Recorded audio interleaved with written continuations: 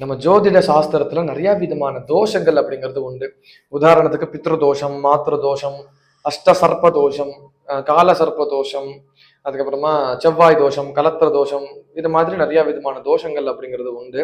இதுல ரொம்பவே மோசமான தோஷமா ஒரு தோஷம் பார்க்கப்படுறது. அந்த தோஷத்துடைய பேரு சகவாச தோஷம் அப்படின்னு. இந்த சகவாசம் அப்படிங்கிறது நம்மளுடைய ஜாதகத்துல 3ஆம் பாவமாக, 4ஆம் பாவமாக, 11ஆம் பாவமாக பார்க்கப்படுற இடங்கள் இந்த நட்பை குறிக்கக்கூடிய இடம். இந்த 3 அப்படிங்கிறது நல்ல நட்பு. இந்த 4ஆம் பாவம் அப்படிங்கிறது அந்த நட்பினால நமக்கு சுகங்கள் வரக்கூடிய நட்பு. இந்த 11 அப்படிங்கிறது பொதுவான நட்பு.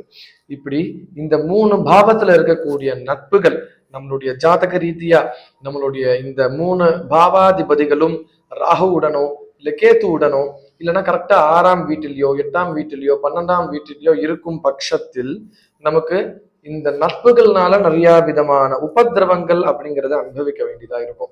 அதனால ஜாதகம் பார்க்க தெரிஞ்சவங்களும் இருந்தாலும் சரி, இல்ல பொதுவா அந்த நாலேஜ் இல்லாதவங்களா இருந்தாலும் சரி, உங்களுக்கே கிளியரா புரியுற மாதிரி ஒரு சின்ன டெக்னிக் நீங்களே பார்த்து தெரிஞ்சுக்கலாம். உங்களுடைய ஜாதக கட்டத்துல ராசி கட்டத்துல லக்னம் அப்படின்னு ஒரு குறிச்சிருப்பா.